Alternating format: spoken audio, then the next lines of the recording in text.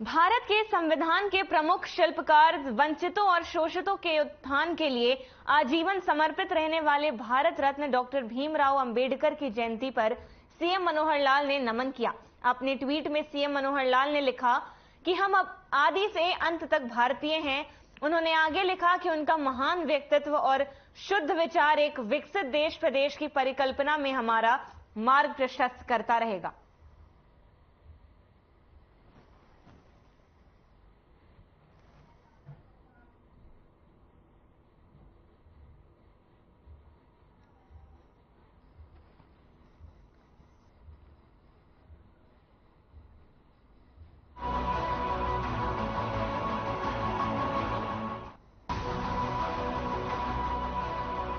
खबर पलवल से है, जहां जनसंवाद के तीसरे दिन मुख्यमंत्री मनोहर लाल सती सरोवर पहुंचे, जहां उन्होंने लोगों को भी संबोधित किया। उन्होंने कहा कि 8 साल से तन मन धन लगाकर लोगों की सेवा कर रहे हैं। हम परिवार कैसे सुखी हो, इसके लिए हम प्रयास भी कर रहे हैं। उन्होंने आगे कहा कि पहले राशन कार्ड दबंगों के बनते थे, लेकिन अब हम गरीबों को भी प्राथमिकता दे रहे हैं। इसके साथ ही उन्होंने आगे कहा कि अब जितनी सरकारी योजनाएं हैं वे सभी परिवार पहचान पत्र के जरिए मिलेगी।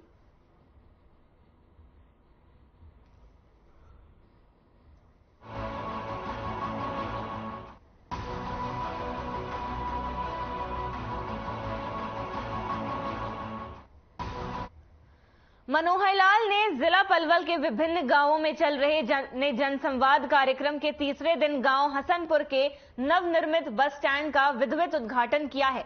इस दौरान उन्होंने हसनपुर से चंडीगढ़ और मथुरा के लिए बसें जल्द शुरू करने की भी घोषणा की। इस दौरान मुख्यमंत्री ने ग्रामीणों को संबोधित करते हुए कहा कि करीब 2 एकड़ भूमि पर तैयार नवनिर्मित बस स्टैंड पर जरूरी सुविधाएं प्रदान की जाएंगी। साथ ही साथ उन्होंने कहा कि गांव हसनपुर में हरियाणा रोडवेज ने नए इस बस स्टैंड के निर्माण पर करीब 4 करोड़ रुपयों की लागत आई है। यात्रियों की सुविधा को ध्यान में रखते हुए हसनपुर बस स्टैंड पर स्वच्छ पेयजल, शौचालय और यात्रियों के बैठने व अन्य मूलभूत सुविधाओं की भी व्यवस्था की गई है।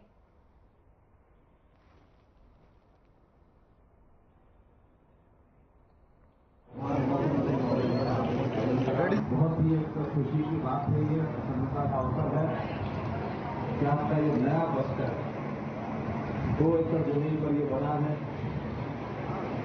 और इससे पहले अगर ऐसे चल रहा होगा तो इस कस्बे में इस नए बस स्टैंड के साथ लोगों के साधारण सुविधा, क्योंकि आज जो बसें चलेंगी तो आपको अंदर बैठने की सुविधा भी होगी, छाया की भी होगी, या जो अपने बसें लेकर के ड्राइवर कंडक्टर आएंगे उनके लिए भी सुविधा होगी, सवारियों भी इंतजार करना पड़ेगा, उनसे इंतजार कर सकते हैं। तो एक अच्छी सुविधा होती है लोगों को यहाँ से वहाँ आने जाने के लिए। और इस फैसिलिटी के बढ़ने के बाद मैंने बात तो नहीं की है, यहाँ के रोडवेज के अधिकारी हैं, लेकिन मुझे लगता है यहाँ कुछ न कुछ बसों की जो दूर होगी उसको भी और बढ़ाया जाएगा, उसको भी पूरा किया जाएगा। तो सामने है अभी 30 के लगभग नई बसें पलवल जिले को और दी है और पलवल जिले के 30 बसों में से ज्यादा नहीं तो कोई 1-2 बातें हमारी लिए आई जाएगी। Thank you ma'am. रोडवेज का खराब, रोडवेज का जीएम आए साहब के नहीं।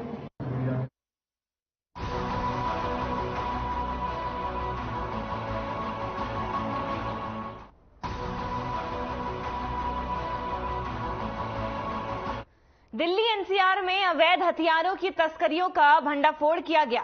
पुलिस की क्राइम ब्रांच ने दिल्ली एनसीआर और हरियाणा के कई जिलों में अवैध हथियारों की तस्करी का भंडाफोड़ कर तस्करी में शामिल 3 बदमाशों को गिरफ्तार कर मामले का खुलासा किया है। 3 बदमाश बीते साल भर से उत्तर प्रदेश से अवैध तौर पर हथियारों की तस्करी कर एनसीआर और हरियाणा के झज्जर, बेरी और अन्य लगते जिलों में हथियारों की तस्करी को अंजाम देते आ रहे थे। प्रीतपाल सिंह ने बताया कि तीनों बदमाशों को रिमांड पर लेकर मामले की तफ्तीश की जा रही है।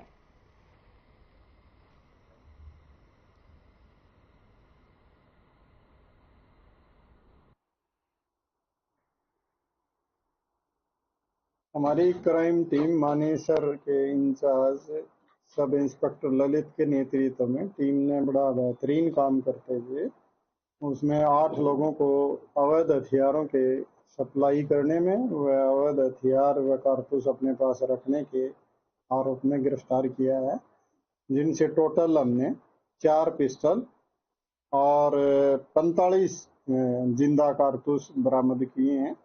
इसमें सबसे पहले हमने एक शैलेंद्र नाम के आरोपी जो 22 साल का है और उसको दिनांक 10/4/2023 को गिरफ्तार किया और वेपन के साथ। और जब उससे पूछताछ की गई तो उसने बताया कि वो अपने 2 और साथियों के साथ मिलके और यहाँ पे उनसे हथियार खरीद के और गुड़गांव व बेरी व दूसरी दिल्ली यहाँ हथियार सप्लाई का काम करता है।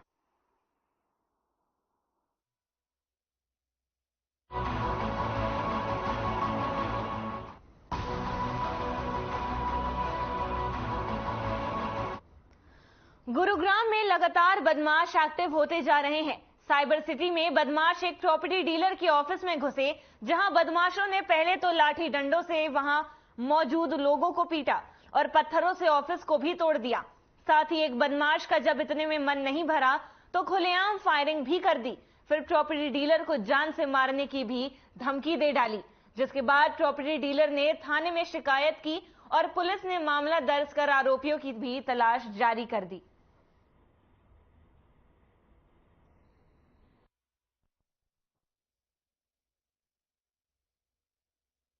हमला किया रात को 1 बजे। स्कॉर्पियो गाड़ी में आए, वो 6-7 जने थे। गाड़ी कितने लोग थे? वो थे 5-6 जने थे। फायरिंग भी की गई? फायरिंग भी की है, 2 फायरिंग की है। डंडा से वो पूरे उतर के आए एकदम। देखो इन्होंने 2 तो फायर किए थे, वो तो बच गए, भगवान का शुक्र है। और हमारे बुआ के लड़का है, उनके सिर में डंडा लगा, उनको 6-7 टाँके आए। मौके पर पुलिस हमने FIR कॉम्प्रोमाइज हो गया। उसके बाद दोबारा इन्होंने ये कॉम्प्रोमाइज किस चीज का? प्रॉपर्टी का कोई लेके था इनका। अच्छा, पीछे की कोई रिलेटिव है सोना से, पीछे से। हाँ। तो वो यहाँ पे आए हुए थे, इन्होंने वो देख लिया, कर लिया। रात को इन्होंने आके फिर उस पर हमला किया। मैंने बुबा के पास आया था। हाँ। यहाँ आने के बाद उन्होंने सीधे फायरिंग करी है, 2 फायरिंग करी है। आने के बाद उन्होंने यहाँ दारू की बोतल हमारी फेंक की और गोली चलाई है जी, और मार रहे थे और कुर्सी तोड़ी जी। यहाँ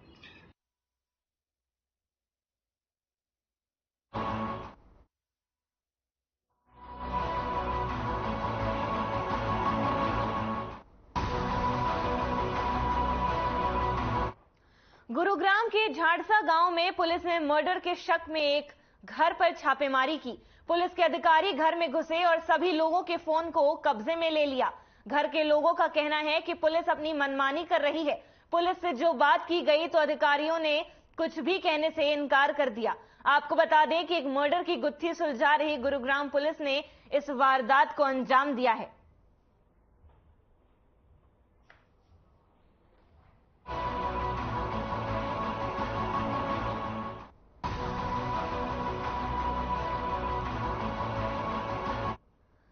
खबर सोहना से है, जहां सोहना के फ्रेंड्स कॉलोनी में मजदूरों की झुग्गियों में भीषण आग लग गई, जिसके कारण कई झुग्गियां जलकर राख हो गईं। मामले की जानकारी मिलते ही पुलिस और फायर विभाग की टीम मौके पर पहुंची और कड़ी मशक्कत के बाद आग पर काबू भी पाया। फिलहाल पुलिस घटना की जांच में जुटी है और झुग्गियों में लगी आग का अभी तक खुलासा नहीं हो सका। साथ ही किसी के जान के नुकसान की भी अभी तक कोई खबर सामने नहीं आई है।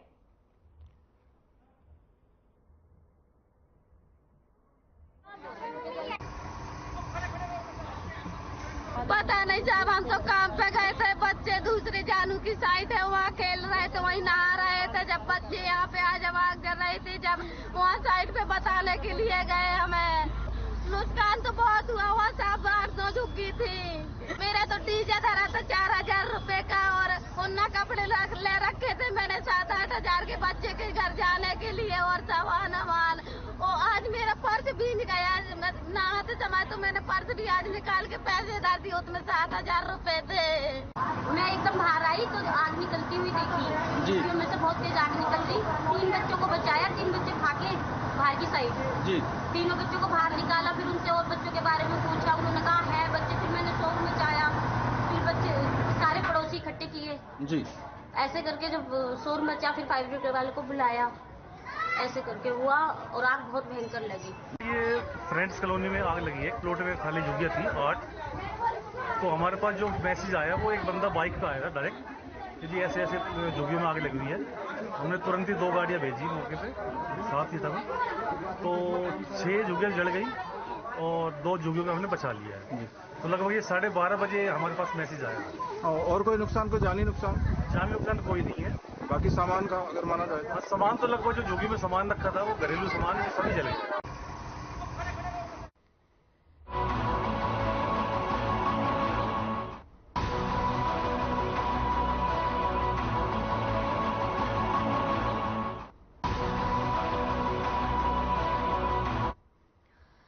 फरीदाबाद के अमृत अस्पताल में मीडियन फेशियल क्लेफिट सिंड्रोम के साथ पैदा हुए एक 4 साल के बच्चे का सफलतापूर्वक ऑपरेशन हुआ। ये एक ऐसा दुर्बल तरह की बीमारी है जो 18 घंटे तक मैराथन ऑपरेशन के दौरान छोटे बच्चे के फीचर्स को वापस लगाया गया और उसे एक नई जिंदगी दी गई। बच्चे के पिता गुरुग्राम के एक मल्टीनेशनल आईटी फर्म में काम करते हैं। बच्चा चेहरे से मिडलाइन गैप से पीड़ित था जो त्वचा और कठोर टिश्यू पर मौजूद था। इस गैप की वजह से बच्चे की दोनों आंखों के बीच दूरी बढ़ गई थी। इस बीमारी की वजह से बच्चा काफी परेशान था। फरीदाबाद के अमृता अस्पताल के प्लास्टिक और विभाग के प्रमुख डॉक्टर मोहित शर्मा ने कहा कि हमारे पास प्लास्टिक और सर्जरी का सबसे व्यापक विभाग है जो सभी क्रैनियोफेशियल विसंगतियों को ठीक कर सकता है। घंटों तक चलने वाली जटिल सर्जरी करने के लिए हमारे पास अत्याधुनिक सुविधाएं भी हैं।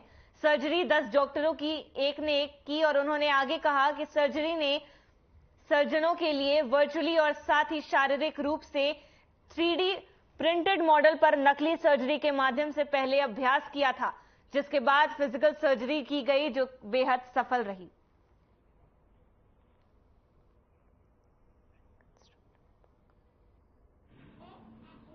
बहुत जिसे कहते हैं स्लीपलेस नाइट्स प्लानिंग सारी की सारी चीज करने के बाद किया। आप जब अभी सर प्रेजेंटेशन दिखाएंगे डॉक्टर ने तो आपको बताएंगे, उसके बाद हम टीम को इंट्रोड्यूस करेंगे आपकी कि किस टीम से क्या क्या किया था। एक लंबी 18 घंटे की सर्जरी थी जिसके बाद उसके बाद भी ऐसा नहीं था कि सर्जरी खत्म हो गई तो सारी चीज ठीक हो गई। तो उसके बाद भी जो था वो एक लंबे समय तक आईसीयू में रहना पड़ा और रिकवरी की फेजेस धीरे धीरे धीरे रोज हम जो है वो मिलते थे और चीजें किस तरह से ग्रेजुअली इंप्रूव होती थी कि आज अतर उस स्थिति में जहाँ वो एक इंडिपेंडेंट और एक अच्छी लाइफ को लीड करता। सफर करनी बहुत मुश्किल थी, बहुत ज्यादा।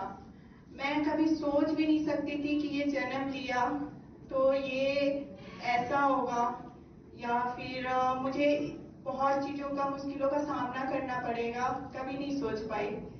फिर मैंने हिम्मत करके धीरे धीरे सब चीज करनी स्टार्ट की। फिर अनिल सर के पास गई, इन्होंने हमें हिम्मत दिया, इनसे हमें बहुत ज्यादा हिम्मत मिली है। इसको जो प्रॉब्लम है वो सिंस बर्थ है। तो मैं दिल्ली में रहता हूँ, तो दिल्ली के हमने सारे गवर्नमेंट हॉस्पिटल ऑलमोस्ट सब जगह गए। हमें सब जगह से यही मिला कि नहीं ये पॉसिबल नहीं है सर्जरी। देन उसके बाद हम डॉक्टर अनिल मुरारका जी से मिले।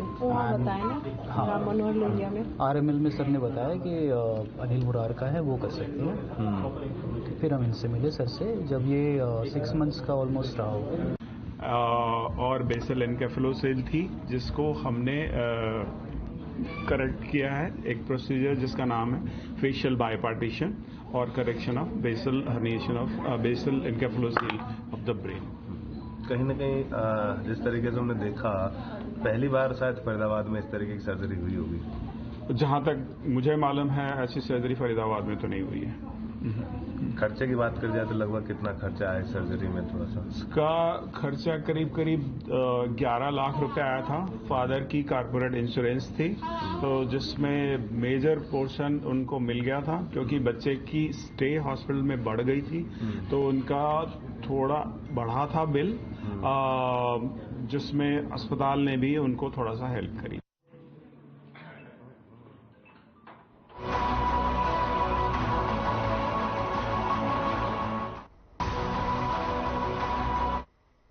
बल्लभगढ़ में डॉक्टर भीमराव अंबेडकर की 132वीं जयंती को लोगों ने बड़े ही धूमधाम से मनाया, जिसमें कैबिनेट मंत्री मूलचंद शर्मा ने भी इस कार्यक्रम में शिरकत किए। इस मौके पर कैबिनेट मंत्री मूलचंद शर्मा ने कहा कि डॉक्टर भीमराव अंबेडकर संविधान के रचयिता हैं और आज देश इन्हीं के संविधान पर चल रहा है। डॉक्टर भीमराव अंबेडकर ने छुआछूत को खत्म करने का काम किया, शिक्षित बनने की प्रेरणा दी और ऐसे महान पुरुष की जयंती को देश प्रदेश मना रहा है। मुख्यमंत्री ने के जनसंवाद करने पर सवाल उठाने को लेकर मूलचंद शर्मा ने विपक्ष पर हमला बोलते हुए कहा कि मुख्यमंत्री का जनसंवाद करना विपक्षियों को रास नहीं आ रहा, इसीलिए मुख्यमंत्री के जनसंवाद पर सवाल उठा रहे हैं और इस जनसंवाद को चुनाव से जोड़ने का भी प्रयास कर रहे हैं। हर मुख्यमंत्री का काम होता है कि वह लोगों से जनसंवाद के माध्यम से उनकी समस्याओं को जाने और ये सब विपक्ष को चुनावी एजेंडा लग रहा है। विपक्ष को भी चुनाव लड़ना है, उन्हें भी इसी तरीके का एजेंडा बनाकर चुनाव में जाना पड़ेगा। मुख्यमंत्री जिन कामों को लोगों की भलाई के लिए कर रहे हैं, विपक्ष को वो रास नहीं आ रहा, इसीलिए ऐसी बातों को वो कह रहे हैं। और सभी संस्था के भवानी जी, संस्था के सभी पदाधिकारीगण और डॉक्टर साहब के जो दिखाया हुआ रास्ता है उस पर हम सबको लोग को काम करना है। और डॉक्टर साहब ने सारी देश और दुनिया को दिशा देने का काम करा, छुआछूत को खत्म करने का काम करा, शिक्षित बनने के लिए ज्ञान देने का, हर आदमी को अधिकार देने का डॉक्टर साहब ने काम किया। ऐसी जयंती आज हम सब लोगों ने मनाई है और बल्लभ के जो लोगों को डॉक्टर साहब की जयंती से हम सब लोगों को ज्ञान मिलता है, उनके दिखाए हुए रास्ते पर हम सब केंद्र की सरकार भी, प्रदेश सरकार दोनों इस रास्ते पर चलने का काम कर रही हैं। और मैं अपनी तरफ से, हरियाणा सरकार की तरफ से मैं आज डॉक्टर साहब की जयंती को बधाई देता हूँ, बहुत बहुत। सर, संस्था के लोगों ने कुछ मांग की है, आप मांग पत्र भी दिया है आपको? मैं मानता हूँ डॉक्टर साहब, अपने संस्था के लोगों ने रविदास के लिए भवन के निर्माण की बात कही है और उसके लिए जो मेन उनकी वो है, उसके लिए जो भी है जमीन के लिए वो हम ये एडमिनिस्ट्रेटर के नाम एप्लीकेशन देंगे।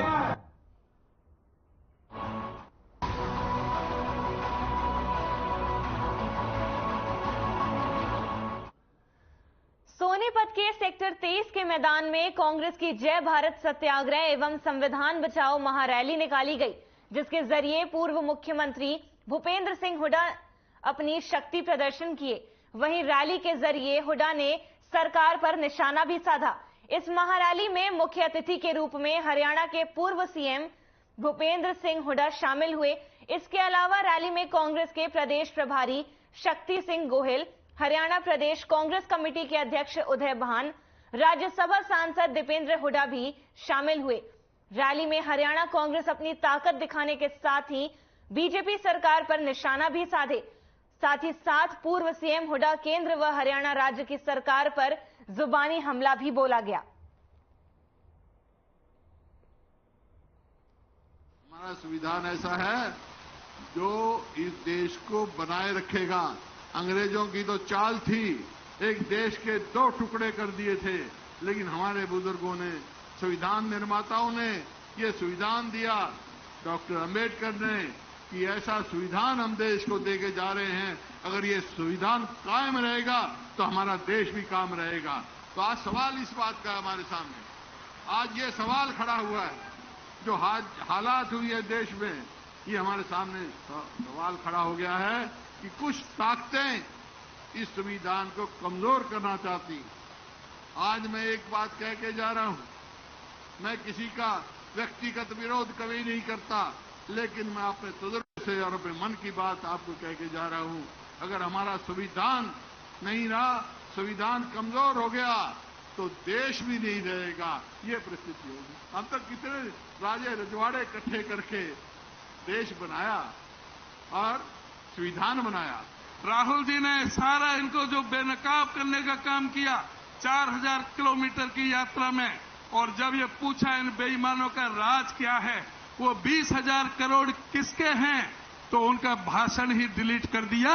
और एक संयोग ही नहीं था, वो एक समझा जानबूझ करके एक षड्यंत्र था, उसके तहत उनकी मेंबरशिप छीनी गई। उसके लिए आप लोगों को एकजुट होकर के राहुल गांधी जी के साथ, कांग्रेस पार्टी के साथ कंधे से कंधा मिला करके खड़ा होना है और इस सरकार को उखाड़ करके फेंकना है।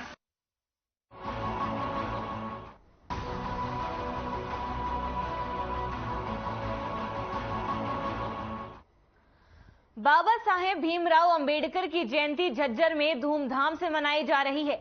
झज्जर की विधायक गीता भुक्कल के साथ सैकड़ों लोगों ने बाबा साहेब भीमराव की प्रतिमा के समक्ष पुष्प अर्पित कर उन्हें श्रद्धांजलि अर्पित की।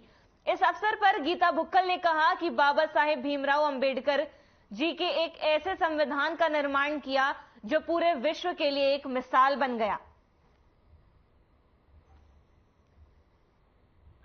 तो खबर हम आपको झज्जर से बता रहे हैं, जहां बाबा साहेब भीमराव अंबेडकर की जयंती झज्जर में बेहद धूमधाम से मनाई गई। साथ ही झज्जर की विधायक गीता भुक्कल के साथ सैकड़ों लोगों ने बाबा साहेब भीमराव की प्रतिमा के सामने पुष्प अर्पित कर उन्हें श्रद्धांजलि भी दी। वहीं इस अवसर पर गीता भुक्कल ने कहा कि बाबा साहेब भीमराव अंबेडकर जी ने एक ऐसे संविधान का निर्माण किया है जो पूरे विश्व के लिए एक मिसाल बन गया है।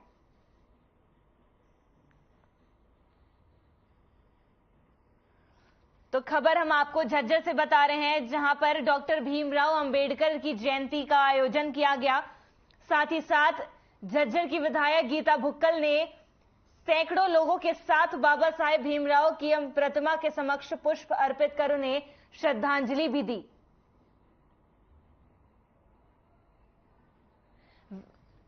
वहीं आपको बता दें कि इस अवसर पर गीता भुक्कल ने कहा कि बाबा साहेब भीमराव अंबेडकर जी एक ऐसे संविधान का निर्माण कर गए जो पूरे विश्व के लिए एक मिसाल बन गया। तो तस्वीरें हम आपको झज्जर से बता रहे हैं, जहां डॉक्टर भीमराव अंबेडकर जी की जयंती पर आज कार्यक्रम हुआ, जिसको धूमधाम से सैकड़ों लोगों के साथ मिलकर झज्जर विधायक गीता भुक्कल ने इस जश्न को मनाया। उन्होंने इस अवसर पर पुष्प अर्पित भी किए।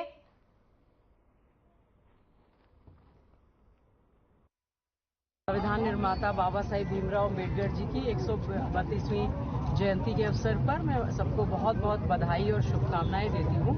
बाबा साहेब भीमराव अंबेडकर जी ने जहाँ इतने सुंदर संविधान का निर्माण किया, आज उनकी जयंती के अवसर पर जहाँ हम लोग सोनीपत में जय भारत सत्याग्रह और संविधान बचाओ रैली का आयोजन कर रहे हैं, पूरे देश और दुनिया में आज अंबेडकर जी को याद किया जा रहा है। सबसे बड़ा सुंदर लिखित संविधान, सबसे बड़ी लोकतंत्र के लिए जो उन्होंने दिया, जहां मैं उनको शत-शत नमन करती हूँ, वहाँ ऐसी आशा और उम्मीद करती हूँ कि संवैधानिक संस्थाओं पर बैठे हुए व्यक्ति संविधान का मान सम्मान करना सीखें, जो उन्होंने अपने जीवन में नारा दिया कि शिक्षित बनो।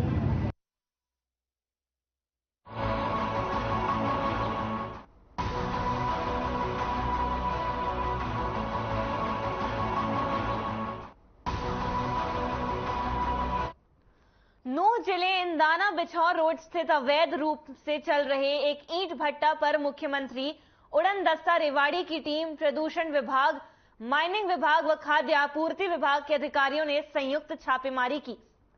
आपको बता दें कि देर शाम हुई कार्रवाई से भट्टा संचालकों में हड़कंप भी मच गया।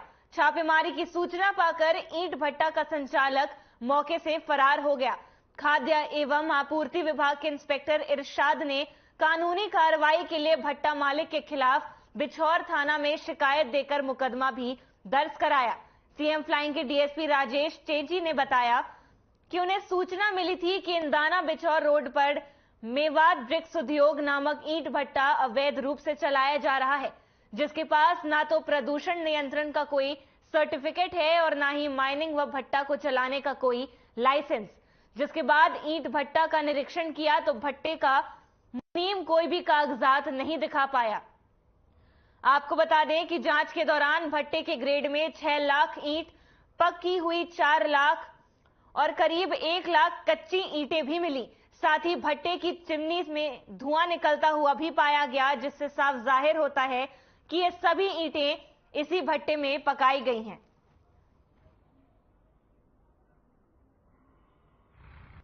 मुख्यमंत्री उड़नदस्ता रेवाड़ी की टीम के द्वारा गुप्त सूचना के आधार पर जिला नूंह में थाना बिछौर के एरिया में इंदाना एक गांव है, वहां पे एक भट्टा कंपनी जो ईंट बनाती है उनको जो रेड किया गया तो जो विभाग थे, प्रदूषण विभाग, माइनिंग विभाग और स्थानीय विभाग, पुलिस विभाग, उनके द्वारा जो जांच की गई तो वहाँ पे लाखों की संख्या में ईंटें कच्ची, पकी हुई, बनती हुई और पकती हुई मिली है। जब वहाँ जो मुनीम जो अवेलेबल थे उनसे पूछा गया तो उनके पास कोई डॉक्यूमेंट इस तरह का कुछ नहीं था।